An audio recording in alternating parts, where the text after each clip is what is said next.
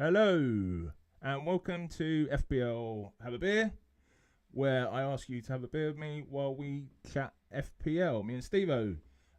Please like if you enjoyed the video to help get it out there to the masses. And if you haven't subscribed to the channel yet, please hit the subscribe button. Trying to get up to 800 subscribers by the end of the month. So if you can help me get there, that would be great. And please check out channel memberships if you'd like to support the channel further. So this is the 5th live stream on the channel, and I am delighted to welcome on a very good friend of the channel for his second live stream appearance in the row, the man, the myth, the legend, who is Steve-O of Elite FPL. How you doing, mate? Good evening, Gary. Good evening, everybody. We are live. We are available, ready to the internet, the World Wide Web. We're there, Gary. We're being consumed by a few people. So, hello, everybody. I see we've got our good mates, Yellow Army and FPL Nightmare, who joined us from the stream on that very successful stream, which had no technical issues at all on Wednesday night. Ironically, I've had really good feedback about it. That's the irony in it. Well, mate, obviously the bits they could understand. I mean, the bits that made for everybody that doesn't have a clue, me, Gary, Roberto, Nightmare, and Jason, we did the usual Elite FPL watch along for when matches are important to the world of FPL. And yeah, my laptop can't handle 6 cameras going all on at once, so it was a bit of a nightmare, excuse the pun. But the good news is that it didn't really affect the viewership, or more importantly, the entertainment for the people consuming the show. So no. We move on, we learn from the lessons, and now, if Elite FPL is still going next season, we will be using this technology here, which is StreamYard, which seems to be a beautiful piece of kit. Yeah, they're commenting about a mic. I think I'm just not speaking into it enough, lads. There's not much I can do now that it's started. But anyhow, so what we're going to do today, we are going to start with doing a normal FPL way of talking about our teams, our planned moves. I am then going to evaluate Ray and Steve-O's plan for their chip plan, basically. But we'll get into that later. And then we are going to end by having a chat based on a Blue Sky that what's his name? His name's completely gone out of my head. Triggerlips put out. It was a few weeks ago now. It was about 3 or 4 weeks ago about is FPL content getting too similar, or is it too similar? Sure, you're allowed to talk about that, Gary. I talk about what. I think the fact that we're so I can't. I'm being banned, mate. But I think the fact we're having the conversation at all shows that it's not completely identical. You know what I mean? So yeah. Hi PK7. So all right. So let's start. I'll need to go over to the screen with everything in it. Yes. Okay. So let's have a look at my team. So, I mean, I'm going to... Well, okay, I'll go over my team and read out. For the audio listeners, Steve-O, my team. So I wildcarded, to put some context in it. God, my game week wank was nearly 6 million. Raya on 2. Gabriel, who, of course, now is out for the entire season. Did you hear that today, Steve-O? It was yesterday that was revealed, yeah. Oh, was it? I only heard today. On 1... Garvadio on 6, Livramento on 2. I went for triple Crystal Palace attack, Sar, Eze, and Mateta, who got 2, 2, and 1 respectively. You're not saying it in the style of Steve-O. We need that misery. No, I'm gonna moan about it, but I'm not. I don't. It doesn't affect my voice, Steve-O. Salah with 6, Murphy with 5. Isaac, what did he get? 8, and Mahmoud with 9. I think the big difference between wildcarders this week was basically if you captained Mamouche or Salah, wasn't it? So, well, and also the Nottingham Forest owners, Nottingham Forest player owners. They're the ones that kind of came out on top as well. Yeah. So, do you know what I've said to you, Steve? I can't get away from 400,000 all season. I've finally done it. I'm down to 500,000. So at least something's changed. I had a what was it, a 20,000 rank rise to 1.3 million still. So, I mean, first of all, Steve, what do you think of I'm going to say I'm disappointed. I'm going to ask later whether or not. So have you watched Yelena's video yet this week, Steve?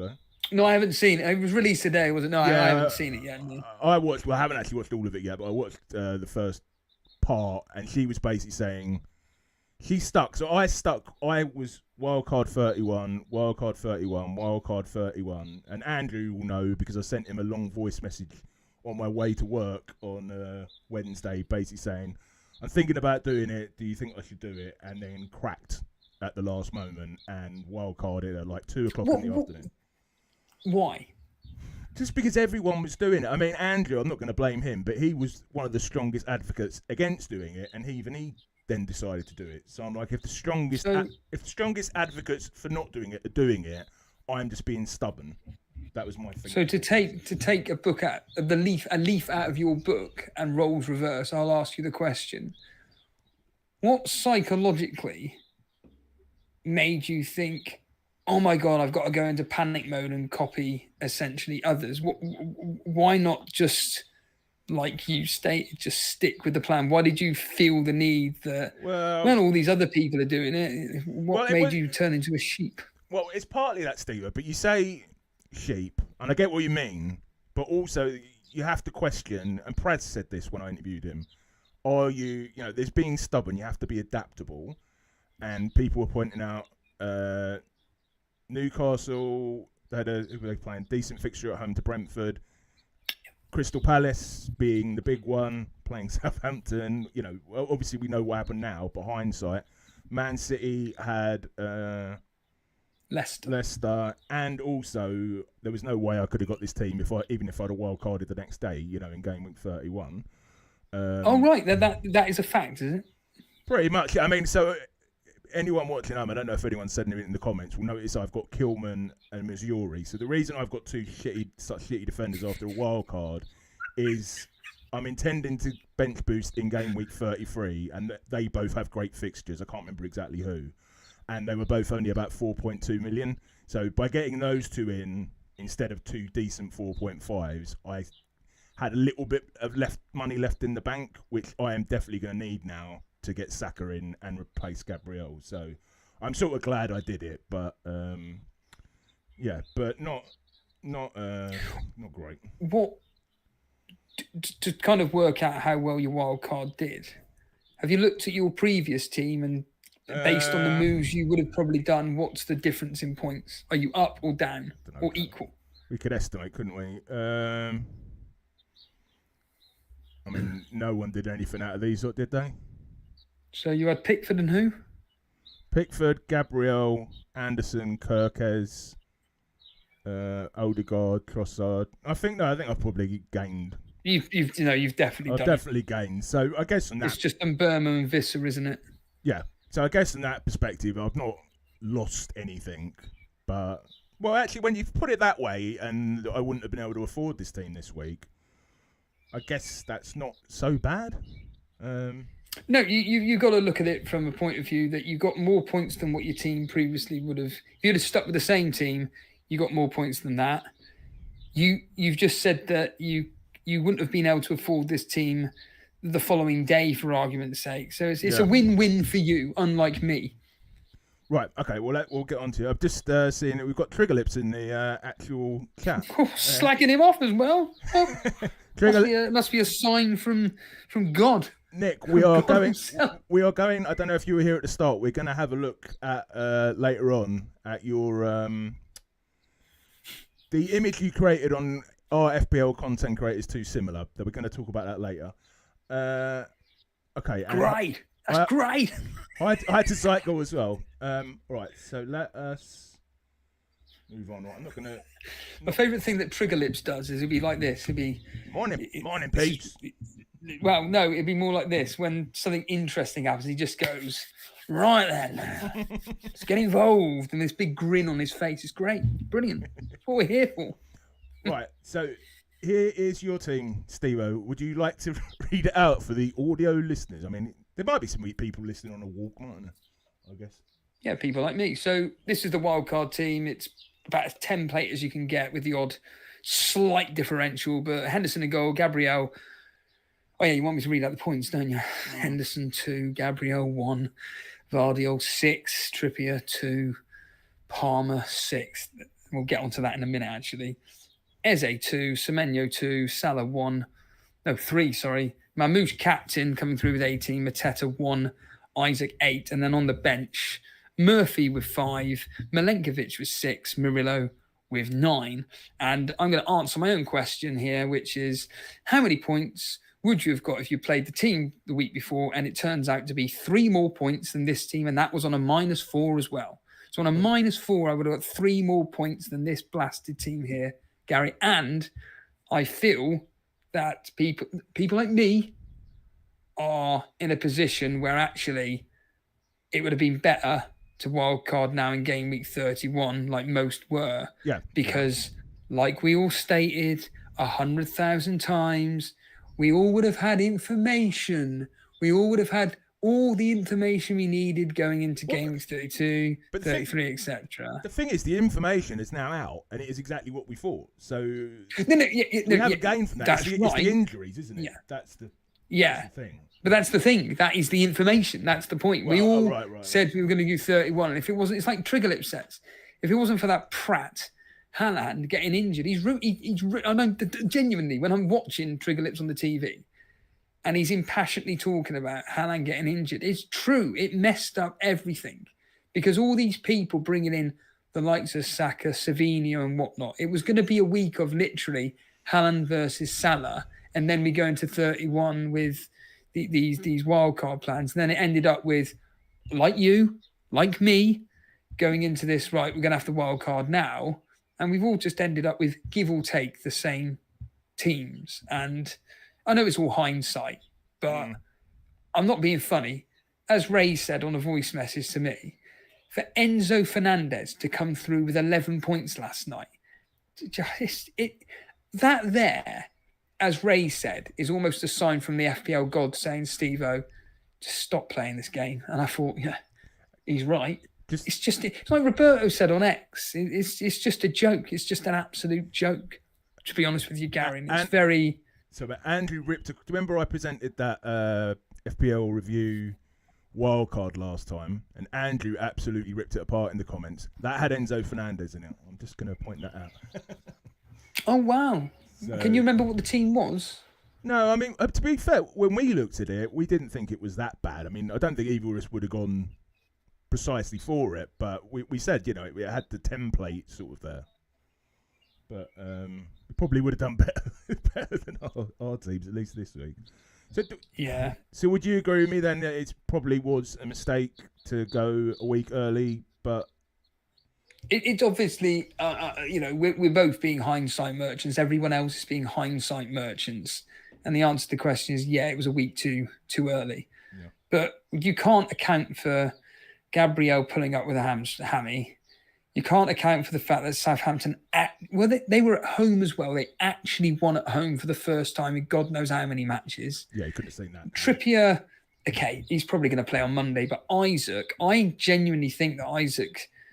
I mean, you're a Newcastle fan, but I don't think Isaac plays on Monday. I don't see why he should. I think Eddie Howe, to preserve him, should just play Callum Wilson. He's a perfectly adequate backup striker, as disrespectful as it sounds, because Callum Wilson's a starter for anybody.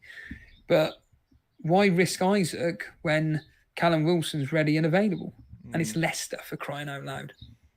Well, just watched Andy's... Let's talk FPL's Andy's final thoughts before we recorded this, and he's got him on as captain at the minute, so he's obviously very confident. Yeah, I've gone Salah captain. All right, only because we'll move on to we'll have a look at your team for next game week, and then we'll look at mine. I can't change it.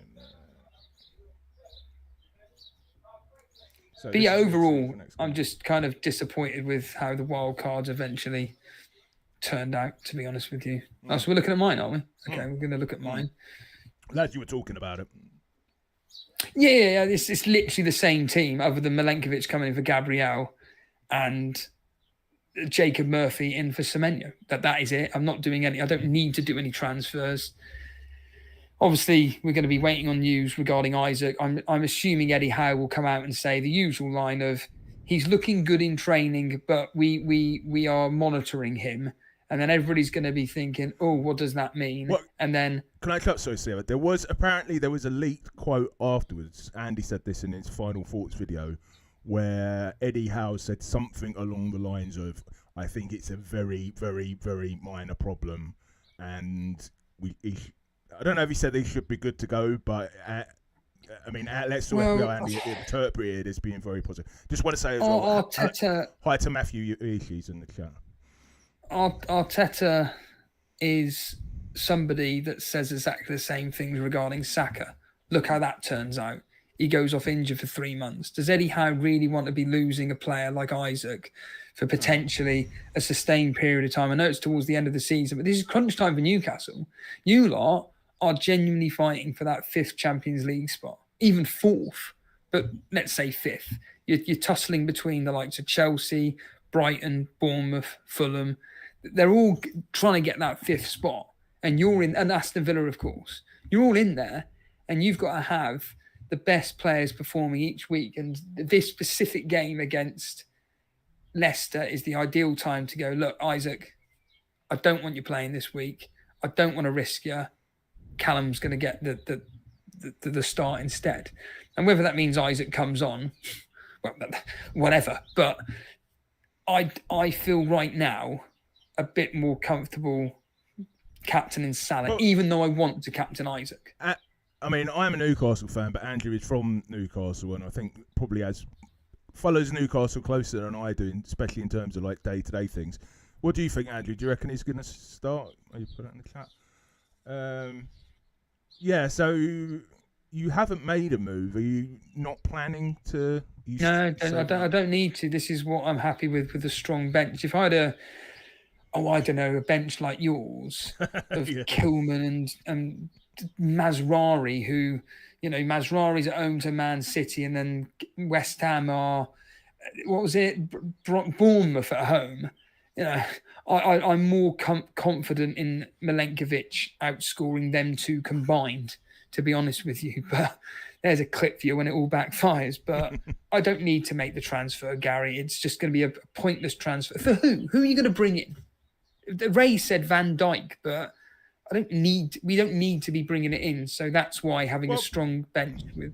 Well, the argument I'd make is you're going to have to get...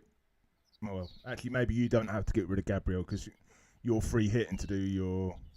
Well, when are you bench boosting?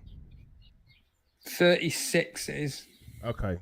Well, you're going to have to get rid of him at some point then. Oh, yeah. Don't get me wrong. We're going to get rid of him at some point, but we don't need to be getting rid of him now for the sake of getting rid of him when those 2 free transfers into game week 32 may become quite valuable. And then if we don't use those 2 free transfers, because I've got plenty of value in Gabriel, I could probably lose, I'm guessing, 0.2 on him at a guess, but he ain't going to go down that quickly. By the time we get to game week 33, where ironically we're going to be free hitting, at that point then we can go into game week 34 with 4 free transfers, in theory. Right, and then at that point, we'll get onto your exact kit panel in a bit, but I get what you mean though. I mean, it doesn't look like Andrew's saying in the chat, by the way, how flogs his players. I think Isaac starts. So I'm not being rude. I reckon that once the likes of Harry, Andy, Focal, etc., reveal that they're all captaining Isaac, I'm not going to lie, I'm probably just going to copy him. Because I want to captain Isaac. That's what I want to do. Okay. So if they're captaining him, it's like that old thing of, it's a bit weird how all the big content creators seem to have brought in Saka It's like they seem to know something. It's like we go down that conspiracy theory, don't we, the FPL cartel. Obviously, they don't know anything, but it's just a bit of a weird coincidence that, we're all bringing in Saka when, apart from news of him potentially starting, or more specifically, potentially participating again a game against Fulham, why would you bring him in for game week 30? You would want to do what, I don't know. 31, you mean? Oh, 30, yeah. 30, yeah.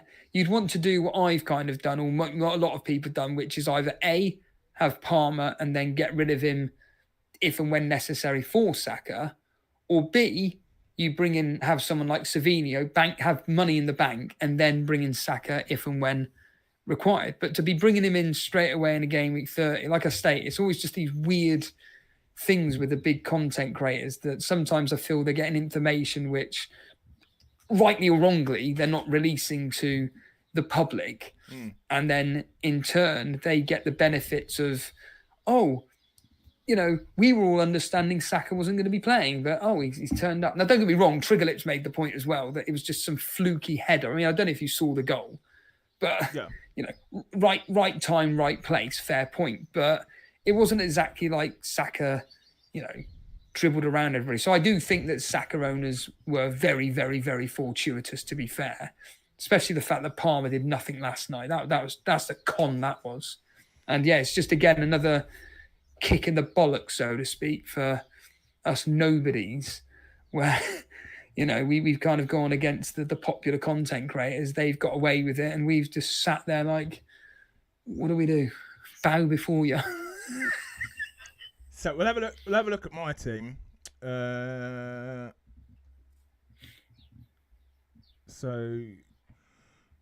at the minute, for the audio listeners, I did forgot to get you to do that for that one.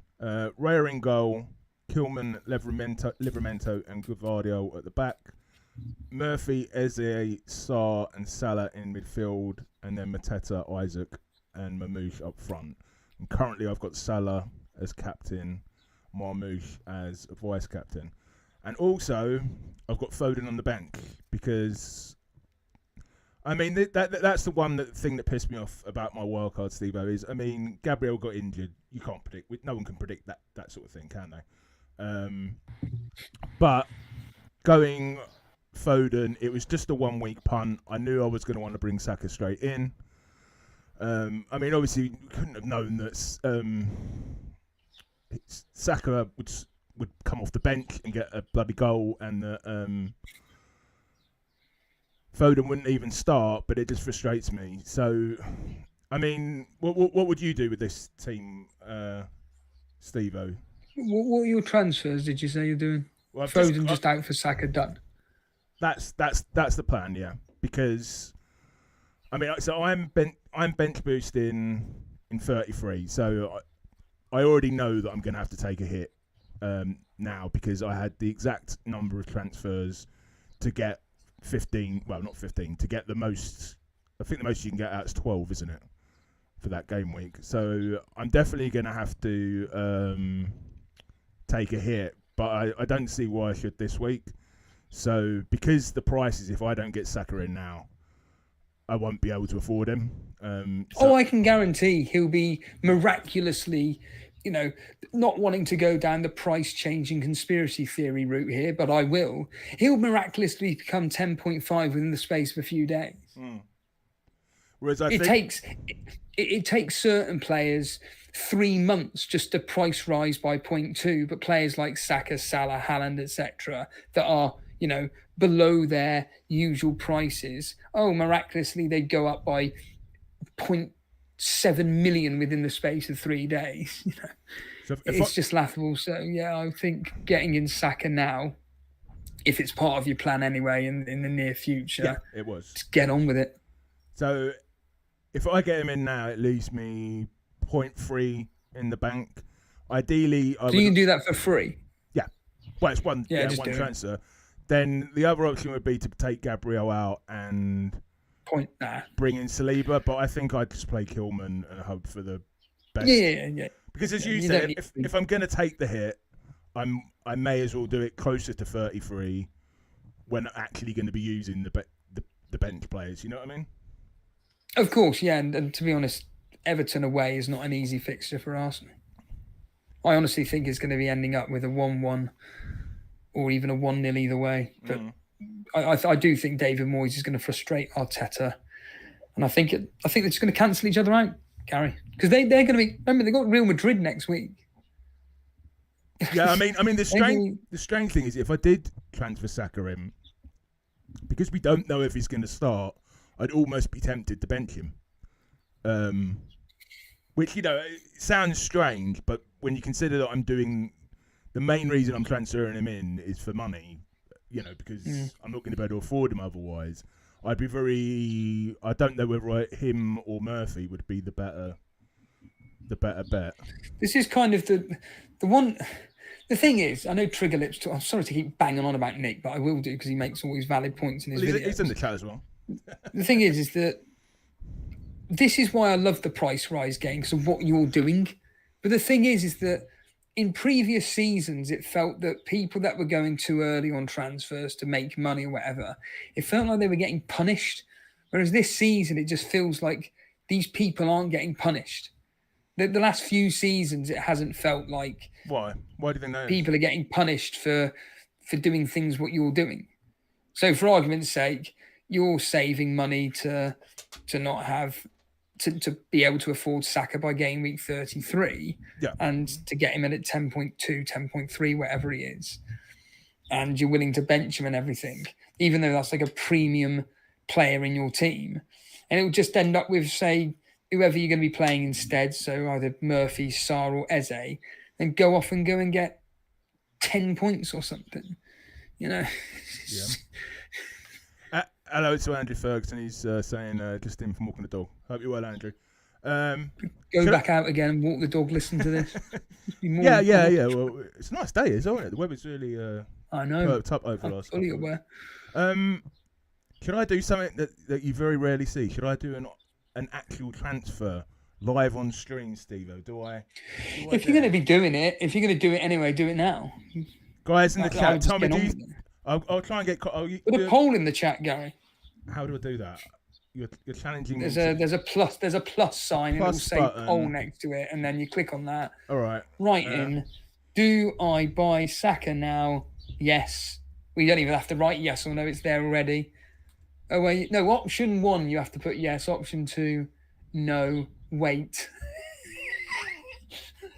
And then get a few people clicking the button. Yeah, I've got it. This is good. Well, part. The main point of me doing these live streams this season is learning to doing them next season. So this is a good. Wait till you get some random person super chatting you, and it will completely put you off guard. Okay, I think I've done it right. There's my poll. Yeah. Do I buy Saka now? Yes. No way. Yeah, I personally think, get on with it. Well, to be honest with you, when I finish the stream, I kind of just want to set my team up and chill out for the rest of the night and not have to think about FPL as well. So. I would probably, in fact, my advice would be do it now, because then you're talking about FPL now, and then once the stream ends, you can then just literally forget about it because everything's done. That's what I do anyway, especially if you're doing the transfer anyway. It just makes logical sense. I think so. I just haven't gone through my process. I like checking the predicted starting lineups. Yeah, no. I get that. I appreciate that. Which I haven't done yet. But I will put my FPL season in your hands, guys. Who am I benching? Arse Nightmare.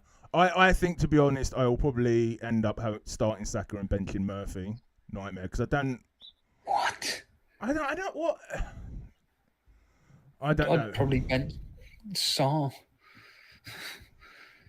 Who home to Brighton? I don't know. It's a really tough one. I mean, it's one of those that I could really be pissed off afterwards. You know what I mean? With to put more cat amongst the pigeons. Saka doesn't do that great away from home. Yeah, I heard Andy said earlier on he hasn't had he's only had one attacking return in his last 6 starts. So I guess. Oh, really? What, away from home? Oh, right. I know. I think it was just total. Really? Oh wow! Why don't you check? It's there in front of you. Yes, I can do that, can't I? You can literally check. So when he was that injured, yeah, look, 1, 2, 3, 4. Well, he got a lot against West Ham, so it's actually 1, 2, 3, 4. 4 games he didn't. Oh, we've caught Let's Talk FPL Andy out there. Oh dear, 1, Andy. 2, 3, 4, 5. Oh, right. No, well, I guess that is one assist. That's one returning 6 then, isn't it? Because he returned against Fulham. So we haven't caught him out. Right. But, yeah, but I mean, Damn. Can you really read You could have exposed Andy. But could we really read too much into his form bloody back then? You know what I mean? Right, let's have a look. Let's have a look at the poll results. We've got 57% say yes, 29% say no, 14% say wait. So, based on that, I am going to do it. Good man. Get on with it. I've got to make my streams exciting a bit somehow, haven't I? Yeah. All right. So do I bring Saka into the team? That's the thing. I mean, I'll probably come back and fiddle with it afterwards anyway. Knowing your luck, it will be, again, this is what I mean about you're making the decision of benching Saka right now, for argument's sake. And Isaac doesn't play and Saka goes and gets a double-digit return. That's my point. No one gets punished for these. Alf PL had this on his stream. No one gets punished for these misdemeanors anymore, benching these top-quality players. Can FPL Live Rank tell me who's the most owned? I'm thinking if I bench the one who's least owned, I'm least like. I know this isn't the way I should do it, but Saar has got loads of owners. I mean, this will obviously change because this is from last game week. But ironically, Saka probably has less ownership than Eze. Possibly, but a lot of people are bringing him in this week. He's at 13% of my rank. I don't know. Shall I do another poll? What? Start Saka? I mean, Gary, I think Arteta needs to be doing this. I'll have a think about it. I'll have a think about it after the stream. But guys, let me know who you think I should bench. All right, Steve-O, we are going to have a look at. So if a minute. Andrew says, Gary, if you switch your team to tier view, just scroll across for ownership. Okay. Tier view. Oh, I can't see where it says that. Steve-O, what we're going to do is we'll have a look at Ben Crellin's table. So for anyone who doesn't know, we do now have the double game week 33 confirmed, and it is identical to what was predicted, isn't it, Steve? So Crystal Palace, Man City, Villa and Arsenal all with a double game week. So I put in the title to this video, Steve-O. I am going to rip your wildcard, your chip strategy apart. So anyone who's not aware, Steve-O and Ray made a video on Elite FPL on, was it Thursday? Where they basically talked about their chip strategy. Right, so first of all, I might as well explain my chip strategy first. So I am going to, I'm 99% sure I'm going to triple captain Isaac, considering that we're fairly sure he's fit in 32. I'm going to bench boost in 33. And if we go back to my team, I'll take hits if I don't.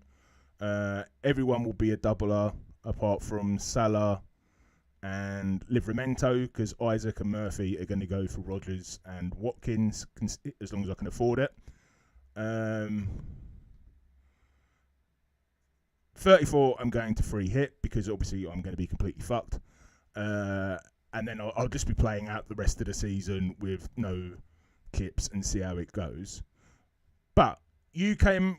So I believe up until meeting Ray, you were on the same sort of strategy, Steve-O. Correct me if I'm wrong. But you then... I think you're wrong there, but we'll Okay. carry on. Okay, but you didn't have the strategy that that Ray and you talked about. So maybe you could tell us about your strategy. Well, no, I mean, I think you're doing Ray a disservice there. The truth of the matter is that we were speaking... Excuse me. We were speaking for 2 hours in Nando's about all of this. And it was the first time we'd spoken in depth about FPL since a stream we would have done about 5 weeks ago. Can't believe it's a long time. Can't believe you said you were talking about FPL for 3 hours. Yeah. Yeah, it's amazing. Oh, yeah, I mean, let's not mess about here. Like when you're, like with me and you, when we were out and about, when you're conversing with someone in person, it's completely different to doing something like this. It's a lot easier. So when we're in front of each other and we're able to look at our phones individually and literally just show it to each other rather than having to talk out loud. Could you tell me what the player of the name is? It's the most frustrating thing on the planet. So when you're in person, it was a really easy conversation to have. And yeah, we spoke for 2 hours about everything. And I questioned, no, don't get me wrong, I questioned his thought processes as to why he was wanting to do this. And then I realised, no, it makes sense. There's a lot of things that he was saying which all make logical sense. And by the time we get round to 36 with the, as it says there, the possible DGW, the truth of the matter is that that's when we're probably going to be bench boosting then, and we should have, give or take, 4 or 5 transfers, hopefully, by then, in which we're able to bring in the players that we need to for that particular double game week to bench boost. Because for game week 30... So for the listeners, in case they missed that, just talk us through what your exact strategy is now, Steve-O. So 32, I mean, ironically, I'm a bit dubious of using the triple captaincy on Isaac because of this injury. I think I have a feeling that I think it's going to go to shit. To be completely frank, I think that the triple captaincy on Isaac in game week 32 ain't going to go as well as possible because of this niggling injury he's got. And plus the fact that Wilson is fit, ready and available. So I'm a bit concerned about that, but whatever. We'll have a good clue after this game week, won't we? Yeah, of course, yeah. So we're just going to take it as baitum that's what I'm doing. Triple captaincy in game week 32. Double game week 33 is when we would free hit. And what we would be doing is maximising out on all the Crystal Palace. Well, it would be 1 Crystal Palace, Mateta, 3 Man City, most likely to be Vardio, Savinho and Mamouche. And then Aston Villa... We're not really interested in per se, but if we're looking at anybody, it could be Rashford. Be Rashford. They're not bad. Then Arsenal. They're not bad attacking fixtures, I'd say. Would you disagree? Newcastle at home and Man City away, they're terrible. And it all depends on where they are in the Champions League as well. It's all depending as well on what Newcastle are fighting for and what Man City are. I mean, I know Man City, they're just basically going for 4/3. But point being is that they're still kind of fighting for something. In fact, ironically, of the 2 fixtures, I'd say Man City's easier than Newcastle, but whatever. And then Arsenal, we're going to be tripling up. Most likely it's going to be Raya, Saka, and then he's mentioned Marino. Again, I don't know much about him, but that's who Ray's said. And then with the single game week players, we've got 2 or 3 spots left, and it will be something like Liverpool are at home or away to Leicester. So obviously there's Salah in there. Free will these be on the bench? Sorry? 3 on the bench or 3 in your first 11? In the first 11, yeah, because we're not going to have 12 double game weekers. So that's what, 3, 6, 7, 8, 11. So yeah, we got 3 spots free for single game week players. And like I said, it would be Liverpool, Salah, and then God knows who. But however, you talking just now about bench boost in 33 is quite a charming attitude towards it. But in game week 34, we've got a team in which all our players play right now. And we've all got players that most people are going to be bringing in free hit 34. So you can get 11 out. Who? Well, we would do transfers. It would be Cunha and, for argument's sake, Jota in for. Let me get your current team up again. So it'd be Mateta out and Eze out for Cunha and, for argument's sake, Jota. And then we've got a full 11 for free. Well. So from your lot, you'll have Gvardiol missing, Eze missing, free Newcastle, Mateta. No, Newcastle playing 30. Oh, yes. No, sorry, yeah. So 1, 2, 3. It's like 4, 5. So you need 5. Well, you wouldn't even need 5 transfers. Cause I'm assuming you're going to bench. You don't need. No, because we got Murillo, Semenyo, Areola, Cunha, Isaac, Salah, Murphy, Jota, Saka, in theory. What's his name? Milenkovic and Trippier. That's 11. Right. Okay. So that's the 11. Again, that's the plan. But as me and Ray discovered literally last night with Enzo, all plans can just go up in the water sometimes. And with free hit 34, I'm not going to deny it. We're going to have virtually the same team as what people like you will have. And then in double game week 33, the free hit is going to be virtually the same as what you're going to have for a bench boost. The only difference is that you're going to have 15 players. I'm going to have just give or take 11 and 8 of them being double game weekers. Okay, right. So, and then your last kit will be bench boost, which is in 36, correct? In 36, yeah. I mean, in 34, let's get real here. For Newcastle, it's going to be three Newcastle. So that's what most people. I'm assuming that's what you're going to be doing as well. Yeah, I haven't looked into it, but yeah. Bournemouth, Man United at home, decent fixture. Maybe one player. I'm just going to pick a name out of the hat: Evan Nilsson or Kirkes. Nottingham Forest at home to Brentford. Why does it say above 34, 35? Likely double game week. No. That's just the. What do you call it? Oh, the key. The key. It says there on the left. Key. Yeah. So 34 isn't that great for a blank. When you look at it closely, it's pretty shit. What players are you going to be picking on a free hit? So three Newcastle. We take that. We've given you that. 3 Forests. 3 Forest. So that's 6. Maybe. I'm to Brentford. There's a lot. You're going to choose 2 Liverpool, I'm guessing. Yeah, I mean, there's a lot of 50-50 fixtures here. There isn't any real standouts, is there? Some Liverpool. Who is playing Southampton? Maybe a couple of Fulham, especially if they're at home. I mean, it's not exciting, but no. All right. So this is why this is my problem that I have with it, Steve. So because I think one of the things we always say about the free hit is it's what you can do, not necessarily with in that game week. It's around it. Yeah. So, first thing I would point out is that we don't know if there will be a double in 36.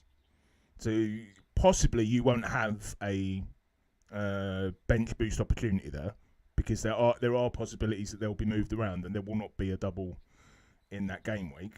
But if I go back to my wildcard draft, so I built a team that obviously has the same as you, 3 Newcastle and 3 Crystal Palace of 31. Yeah. But with a couple of transfers, I mean, it's not been helped by Gabriel's injury. But if I take Gabriel out and put any Arsenal defender in, but let's say for argument's sake, Timber. Kivior. Well, it wouldn't be Timber because he's injured. Well, no, I think he's back. Or Saliba, in fact. He might be coming back this week, so I'm sure he'll be back by then. And I take... Who's my plan? 2 of my Newcastle out, Murphy and Isaac, and I put in 2 Villa,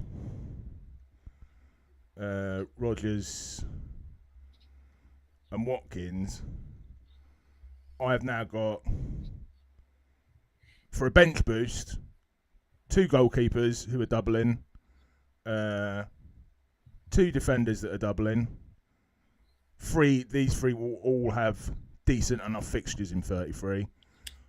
1, 2, 3, 4 doubling midfielders plus Salah, who most people are going to have anyway, and 3 doubling strikers, which I think is much better than anything you're going to be able to get in 36.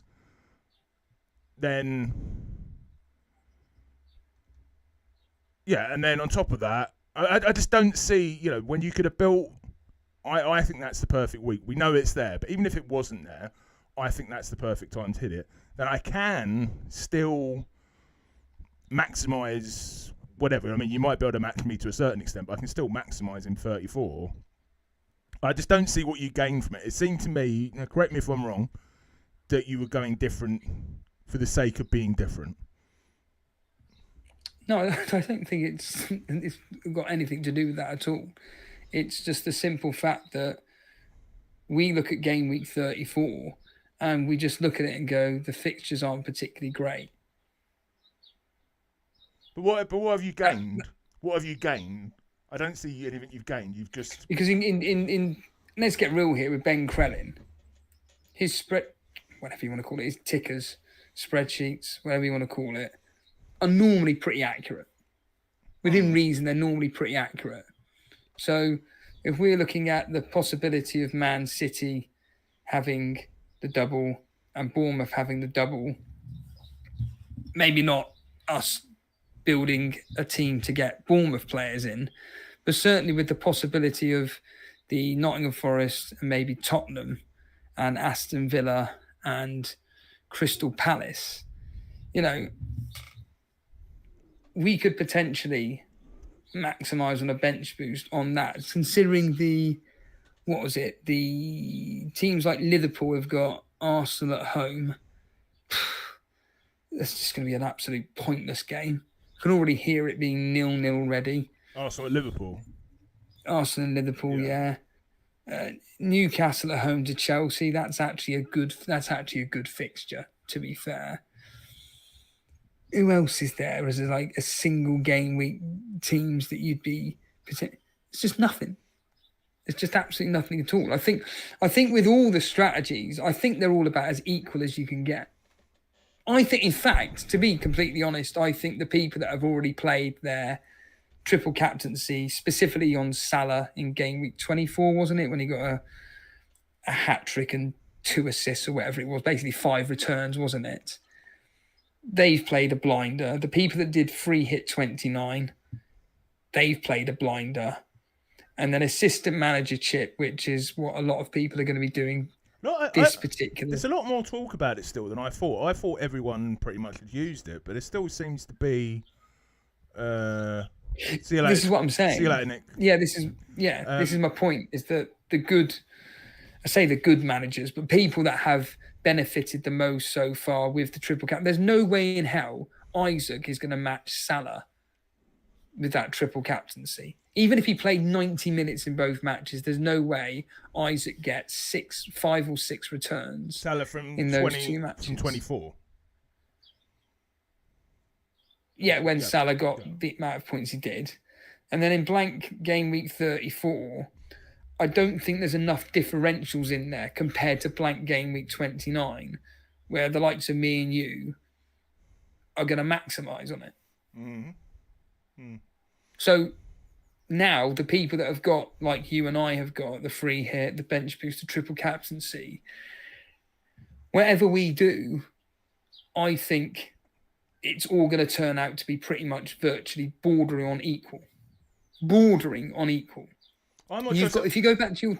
because if you go back to your team, the other thing is, and I forgot the point I was going to make, is coming out of, because I'm playing the wild card the free hit in 34. free hit. I'm going to be coming out with Crystal Palace, possible double game week, free Man City, likely double game week, free. Yeah, but exactly, yeah. So I'm going to have all these players pretty much. I mean, yeah, the free Bournemouth will be the difficulty, but you're going to have to use transfers to get to free Bournemouth. So do you see what I mean? I just can't. I'm not meaning to be. I just can't see what you gained on that strategy compared to the one that to me seemed a lot more straightforward. But what I'm trying to say is that either strategy is bordering on identical anyway. Bordering on identical. In terms of the players we'll end up with. You're going to have, if you go back to your team now, with Asensio or whatever it was, Rodgers and Watkins in. The one that, this one. Rodgers and Watkins. Yeah. Yeah. Don't get me wrong, on paper, that is a beautiful double game week 33 team. I'm not professing that it's not. But I'm going to have, give or take, in my starting 11, exactly the same players as you, give or take, the odd player here or there. The only difference is that who have you got as single game week players? Salah? Salah, Missouri, Kilman, or Mazraoui. So realistically, my bench, when you say it like that, my bench boost is going to be single game week players, isn't it? Yeah, of course, yes, and there's nothing wrong with that. There's absolutely nothing wrong with that. Don't get me wrong. Who's Man United got on the game week 33? To Man United, they've got Wolves. Wolves, that's decent. Wolves at home. Sorry, that ain't too bad. In fact, it's pretty good. Then you've got Kilman, so West Ham against Southampton again. Yeah, fair enough. That's a very good fixture. And then Salah, where we know he's got Leicester away. That's perfectly fine. And yeah, I'm probably going to have, for my single game week players, well, Salah, obviously, so that just blocks off your one anyway. And then, for argument's sake, I'm just going to make this up now. It will be... I can't even think right now. But I just don't think that the double game week players that you're going to have in the bench boost, i.e., without wanting to repeat myself, but I will, Aston Villa is going to be particularly that profitable, basically. Steve-o, I'm aware of time. Coming up to 5 minutes to 7. I know you have to go and do something at 7:30. Do you want to do, because I know you said last time you came on, you felt that we should have been doing team predictions. Do you want to do team predictions, or shall we... Let's do them quickly, and then we'll go on to our extracurricular topic. Yeah. But just to conclude that... Sorry, mate, come. Just to conclude that, I genuinely think there's nothing wrong with your strategy or my strategy. They're bordering identical. It's just that I'm looking at possible game week 36 bench boost. You're using it in the confirmed double game week. Yeah. Andrew Ferguson saying... There are a lot of different strategies, and we won't know which one is better till after the event, which is true as usual. Of course, yeah. Right, we'll do quick predictions then. I actually haven't. You do your predictions anyway, don't you, Steve? I haven't even thought about who's the fixtures, to be honest. Everton, Arsenal. I honestly think Everton are going to get a result here, so I went 1-1. 1-1? With them two, yeah. Okay. Any particular logic behind this, because they're doing well under Moyes? They're doing well under Moyes, doing well at home. I'm pretty certain that Arsenal's history against Everton ain't particularly... Well, at Goodison Park ain't great, or it's like low scoring. I could be completely wrong. I haven't got who scored up in front of me, but... I just don't think it's going to be a particularly profitable game for Arsenal. And even if they did win, it's going to be a very close game, like 1-0, something like that, maybe 2-1. But I'm just thinking Everton will nick something here, 1-1. They did. My big memory of this fixture, do you remember when they won the title there? Wenger's first title, when Tony Adams scored that goal and looked like a twist on the ball. That was very good. All right. I'll agree with you, actually. I'll go 1-1. Crystal Palace, Brighton. Okay, so I need my free to go bigger, Steve. So I'm going to go 3-2. I find a lot of these games this particular weekend really, really difficult to call. I'm deliberately going on whoscored.com right now, actually, funny enough. I'll just quickly give you the history between Everton and Arsenal just to prove myself wrong. And the answer is I was kind of right. They're not great fixtures. We've got these are all at Goodison Park. 0-0, 1-0 Arsenal, 1-0 Everton, 2-0 Arsenal. So they're not the great, and that's including a friendly. So it's not going to be that high scoring, I don't think. Crystal Palace versus Brighton, I'm finding really difficult to predict here. I think on Super Brew, I think I gave it to Crystal Palace just 2-1, but the history here is suggesting a dire 1-1 game. However, the past two fixtures have ended with Brighton winning 4-1 and Crystal Palace winning 3-1. So this is just a complete up and open in the air contest. It's the what do you call it? The M25 derby. It's always very weird because Crystal Palace is in. I lived in Brighton and it's so bloody far away from Crystal Palace's. Okay, let's move on to the next one. So, did you give a prediction for that one? Sorry, Steve. 2-1 to Crystal 2-1. Palace, just. Okay. Ipswich Wolves. Surprising. Well, my prediction is I don't care. We'll do these ones quickly because I do want to give us a bit of time to discuss our that's fine, extracurricular activity. I'll go 2-2. I think I went 1-1, and just quickly, the history is this: 0-0, 0-0, 1-0 Wolves, 1-0 Wolves, and then the last two fixtures have been goals galore. So I've gone 1-1. West Ham, Bournemouth. I'll go 2-1. No, actually, West Ham not. All right, 2-1 Bournemouth.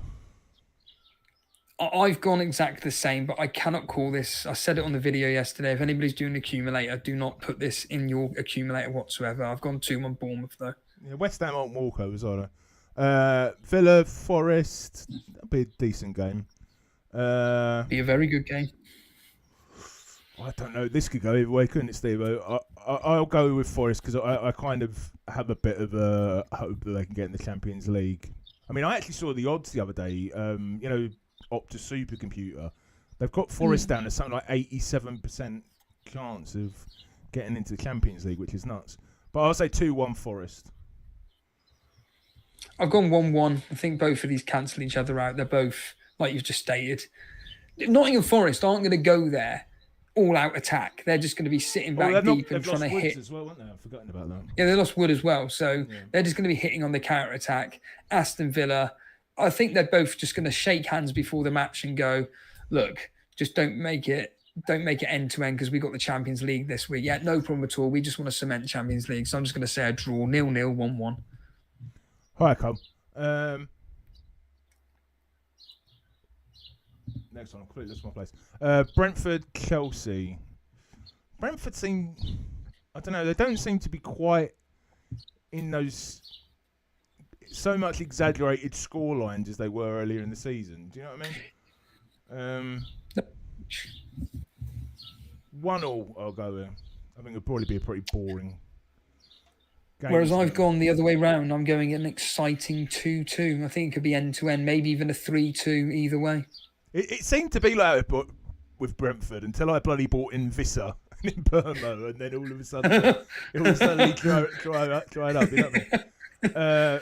Fulham, Liverpool. I'm just going to go Liverpool win 2-1, get the job done like they have been recently. Maybe 1-0, 2-0, 2-1, something like that. Fulham at the moment, it's kind of like they got something to play for, but it's almost like the psychology is, but I don't think we're going to make it. So let's just not. We're going to put in a professional performance, but I think Liverpool will be more of a professional performance and just about get through. Spurs, Southampton. Well, I would definitely go for a Spurs win, but I'm gonna go for Southampton too. I'm guessing with that win, did they let us know if you know in the chat? I wonder if that stops them beating Derby's record of being the worst ever team. Oh, bollocks. Yeah, it has. Mightn't it? So I'm going to go considering how crap Spurs have been recently, and also my next 2 interviews coming out are with James and Plant FPL and Baker from Above Average. So just to piss them off as well, I'll go 1-1. They're on 10 points at the moment, Southampton, so it hasn't actually put them out. The record's they're 11. 12? Was it Derby 11? 11 or 12, yeah. 11 or 12, yeah. I think Spurs are going to comprehensively win this game 4-0. Okay. Man United, Man City. I mean, Man United are so bad. Mamouche, let's say Mamouche hat trick. No, probably won't be, but 3-1 City. Well, he should have got a hat trick against Leicester. In fact, by all accounts, Savinio should have got a double-digit haul. Marmouche should have broken every single record for a captaincy pick, but he only got the one popsy goal. I think Man United, they're just absolutely in the dogs at the moment, and I think Man City just about get through it. So I thought that the history was a bit tight between these two teams, and yeah, I was right. 2-1 Man United win, 1-1. 2-1 Man United win. Always, I mean, like the FA Cup final last season, they always seem to raise their game. Yeah, I just think in this case, there's just no confidence now, and I think Man City just go there and beat them like 2-0, 2-1. Cool. And Leicester Newcastle. So as a Newcastle fan, I will say 4-0 Newcastle. That's probably a bit biased, but 4. If Isaac's completely fully fit, yeah, I think 3 or 4-0. If not, maybe 2-0, something like this. I just hope they keep a clean sheet, Gary. I really do. But Leicester are terrible. Well, everyone, it's not really going to matter, is it? Because everyone's got a Newcastle defender now, pretty much. At least but it's then going to be but it's down to those differentials: Dan Burn, Livramento, or in my case, Trippier.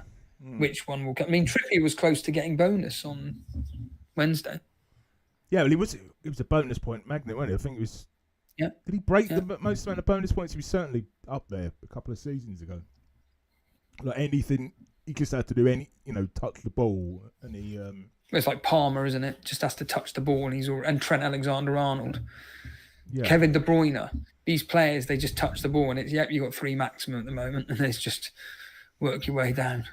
Okay, so this is where we start slagging off the FPL community. This is where we go rogue and we turn from doing normal FPL content into doing more content. To be honest, I enjoy doing. So, for anyone who's not aware, Trigger Lips, who unfortunately has left to go for a run, posted this on Blue Sky a few weeks ago, with the basic premise being that all FPL content, especially nowadays, not necessarily historically, it has become too similar. So if we look at he used the thumbnails in his example.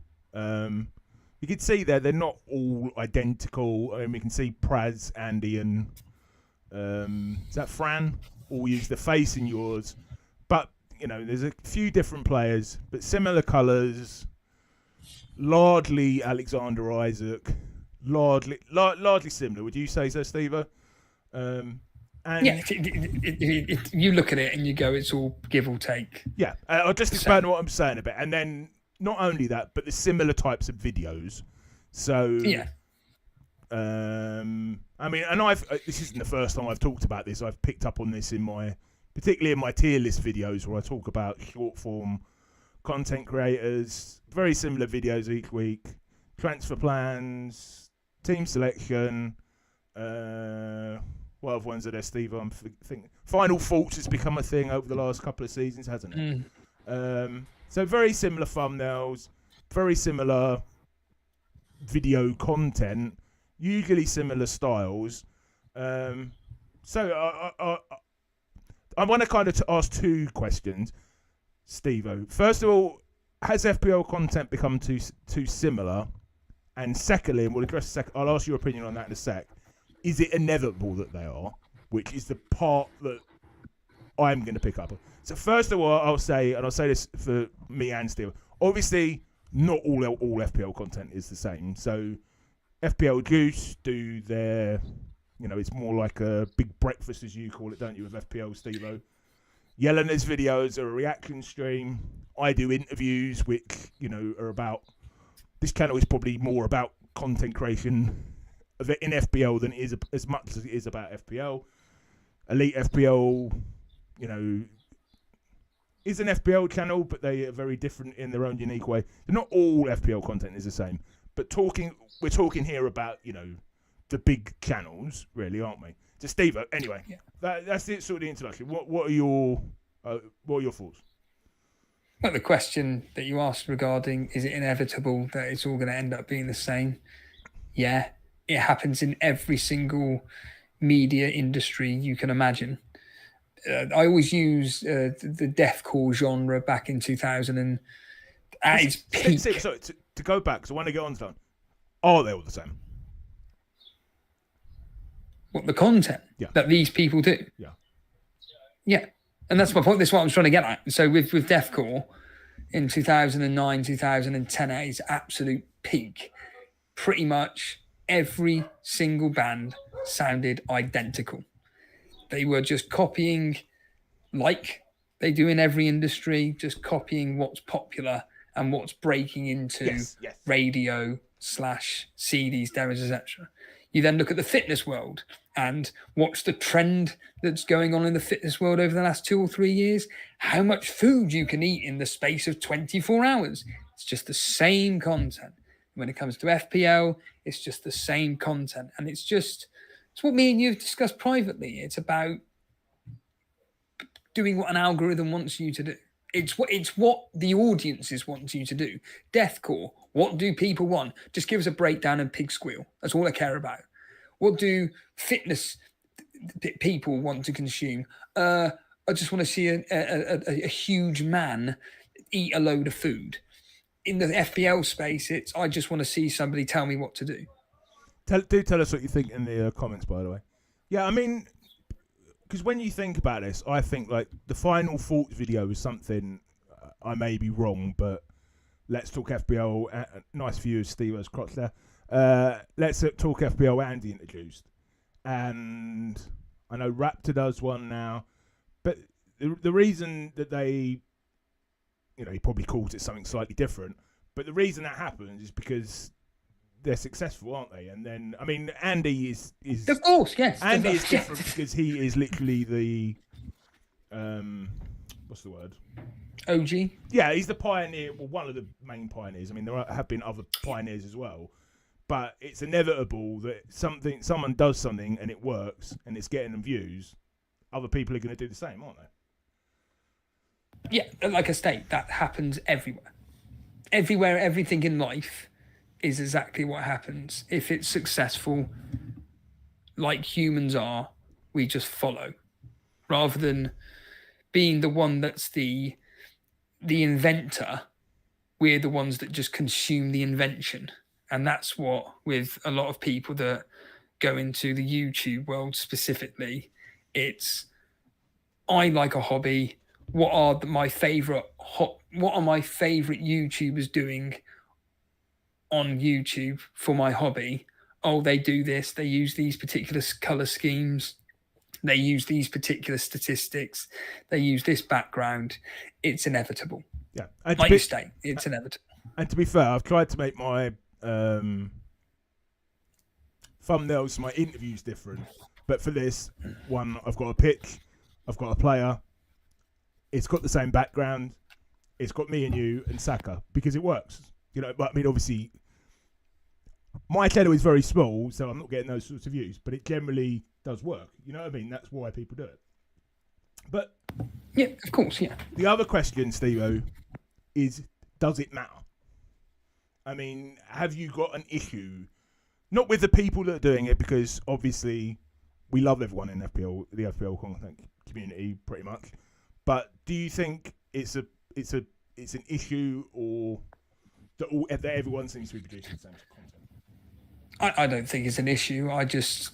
Me personally, it's down to personal choice, isn't it? Do you like the content or not? Do you like the music these particular bands are playing? Do you like the particular information that fitness influencers are giving you? Are you being entertained? And when there is a influx of information / content available at your fingertips nowadays, like I've said before, it's down to us, the consumer, to just pick and choose. Because I think you are up there with one of the highest rates of FPL content consumption out there. I know some people that consume a lot, but you are probably up there. Not now, but quite high. Yeah, I definitely used to be. Yeah, I mean, I probably still do now, but a lot of that time that's because I'm researching for my interviews. But yeah. And for me, if I was to consume, I'm just going to use names off the top of my head: Matt Tennyson, Matt does all the Matts, Matt does fitness, Mike Thurston. Who else? What other Muppets are there? Oh, Jamie West, whatever his blasted name is. It's all the same stuff.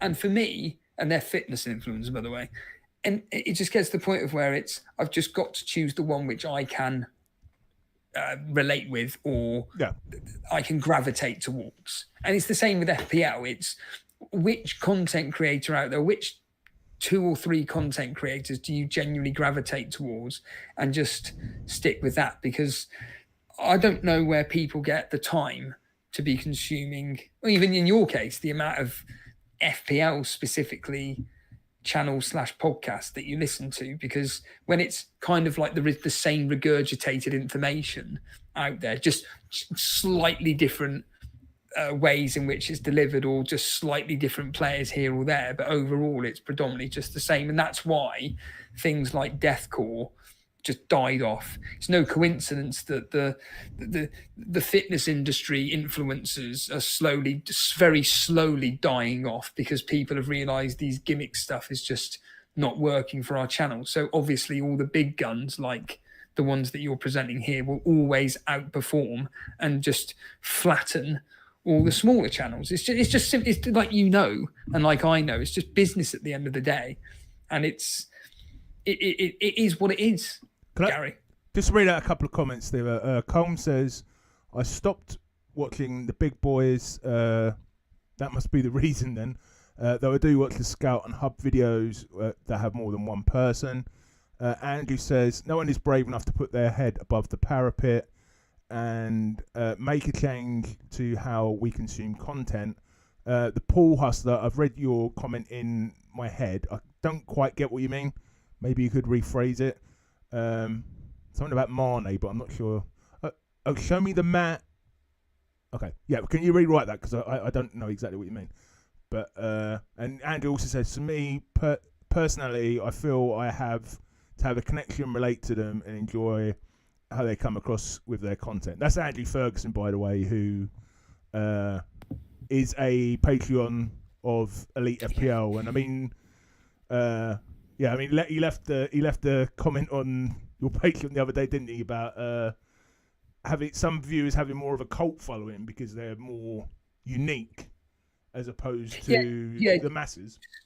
Yeah, Juice, Elite FPL have a very hardcore cult following. It was Graham and Andrew basically said the same thing, where channels like ours, very niche channels, where it has got a hardcore cult following, whereas a lot of these people, yes, I'm sure they've got people that have watched every single video every single week, but overall it's every season they've got different people watching them all the time, because people like we've just kind of mentioned, kind of slowly get a bit bored of kind of the generic green, I know you've got it, but the generic green screen, and literally just, again, tell me what I'm unique as in I have a green screen, but I don't have anything. I don't use. It's just where is the kitchen lounge that you had the last time? Well, it doesn't seem. It only seems to work for the interviews when I'm not moving around quite as much. So but in all seriousness, Raptor said it on your video the other day. You know what I mean? Where he basically mentioned the fact that FPL content, even Nick said it, FPL content is dead within the space of 48 hours at a push. FPL is one of the I suppose football channels, but FPL specifically is one of the very, very few niche hobbies out there where, to be honest with you, a video can be irrelevant within 24 hours. So for argument's sake, the double game week 33 announcement yesterday, I'm sure Andy and all the other big channels, within 0.2 seconds of that being released, they released a video about double game week 33. That information by today is irrelevant because we already know. And it's that's when I feel quite sorry for these full-time content creators who have to get that information instantly out there. Now, yes, I know it's their job, so it is more easily done.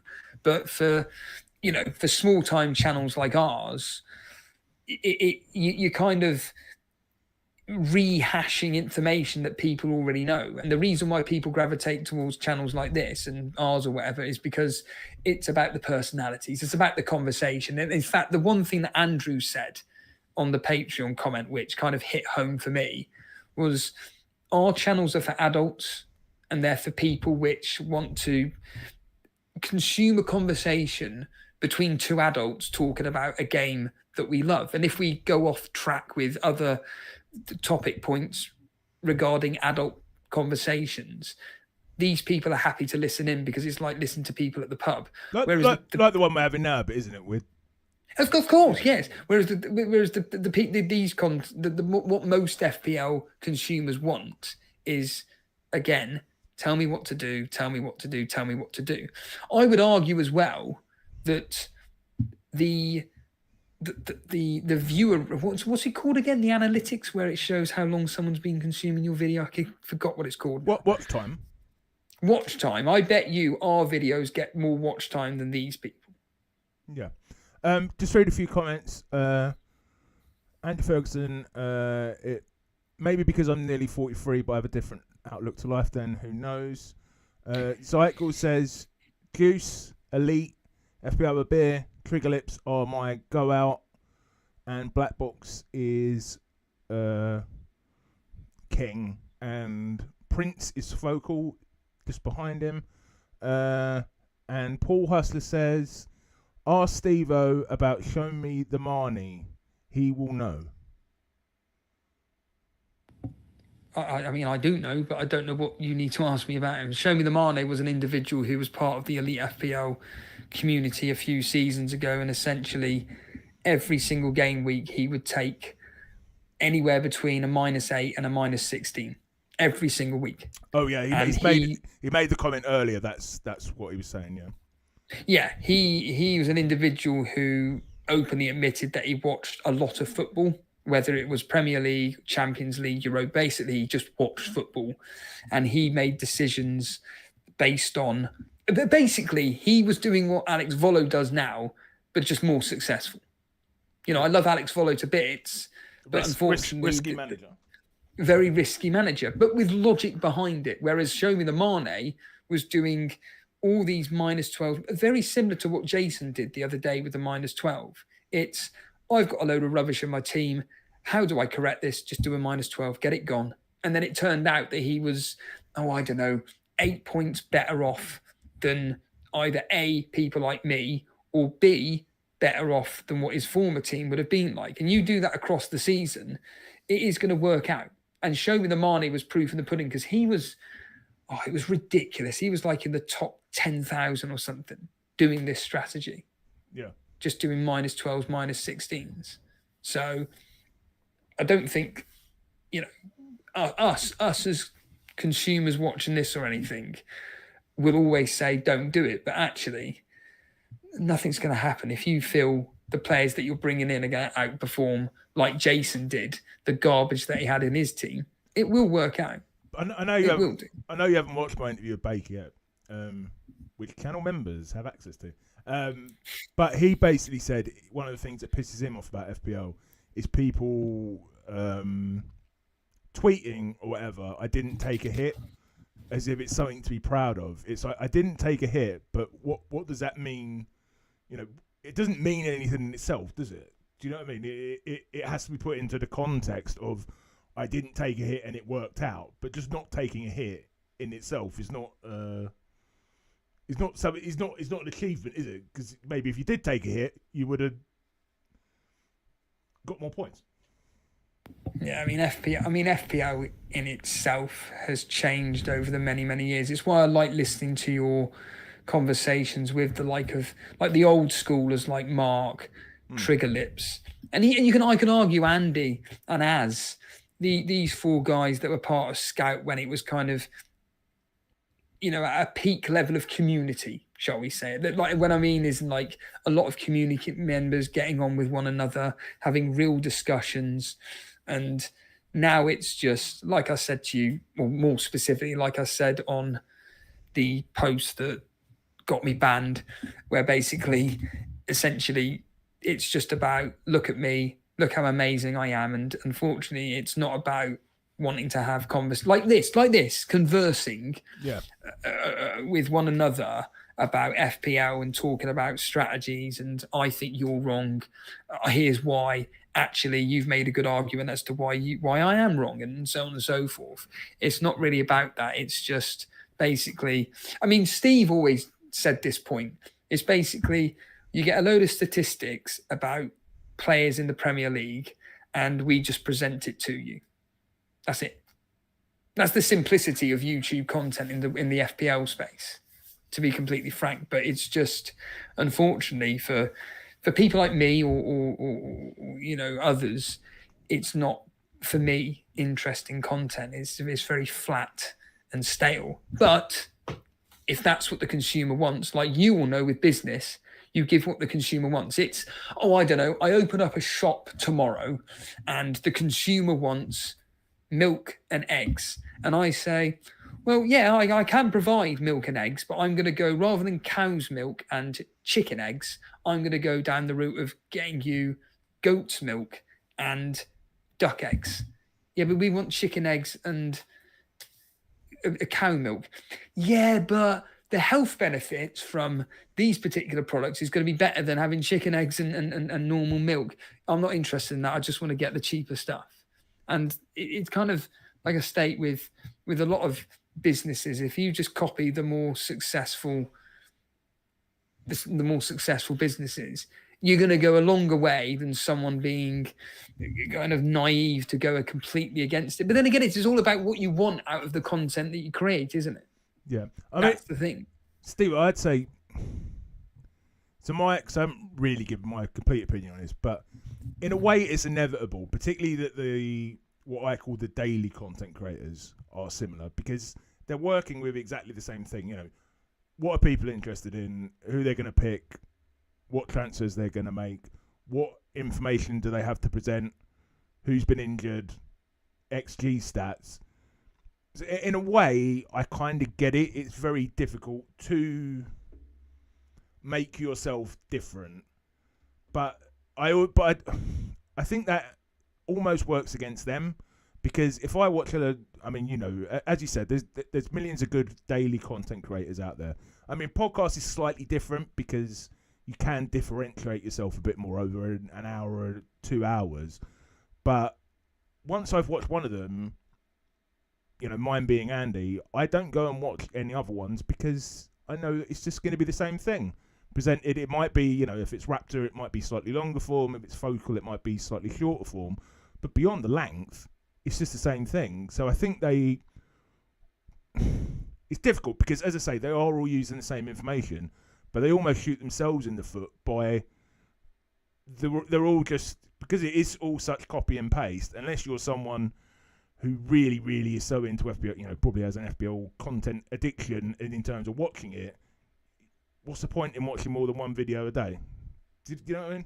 Even podcasts, you could argue. Yeah, and it also gets into the whole dynamics of, what's that rank of somebody? Like, why should I listen to Andy when he's 300,000th, when this particular individual is 100,000th? But wait a minute, this guy here, look at him, he's 5,000th. And like I state, the FPL world is a very, very, very the consumer is a very strange breed of person. A lot of them, not all, but the majority. It's like a state. It's just about I certainly tell me what to do. it's quite tragic, really, because it's supposed to be a game which we're supposed to enjoy, but we're relying on others to basically give us the information to tell us what to do, for then to us, like we've already talked about today about wild carding. You admittedly said subconsciously, you were like, well, everybody else is doing it, I better do it. And okay, admittedly, in your case, it actually worked out to be for the better.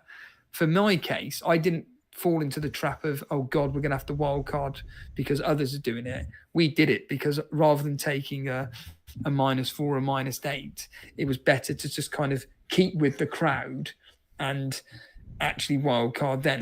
We both know that is the same reason, actually. It's the same reason in the sense of the fact that it made logical sense, but I didn't feel the peer pressure into doing it. It just made logical sense, where it sounds like from your point of view, you may have panicked a bit and wild carded. Yeah, no, that's the thing. I didn't panic. I said to Ray, do we do it or not? And he just went, yeah, let's just get on with it because we're going to be doing it anyway in 31. So, Steve-o, we're about 4 minutes away from R7. And I know you have to go. Yeah, I've really got to get going. Yes. I was going to ask, would you be up? So Andrew is in FPL Nightmare, has said he's going to join me next week, possibly, but he is very, very. I don't know what he's waiting for, but he hasn't confirmed. Steve-o, if he's not up for it, or even if he is up for it, would you be up for coming on again next week? Either. If he's not up for it, me and you, and if he is, potentially the three of us. Well, ironically, he's supposed to be coming on our channel next week to preview 32. He is. So. But you're pre-recording, aren't you? I think it's the fact that it's live again. Right. Okay. Yeah. I'll be up for it. I'm up for it. Yeah. Any of you will do.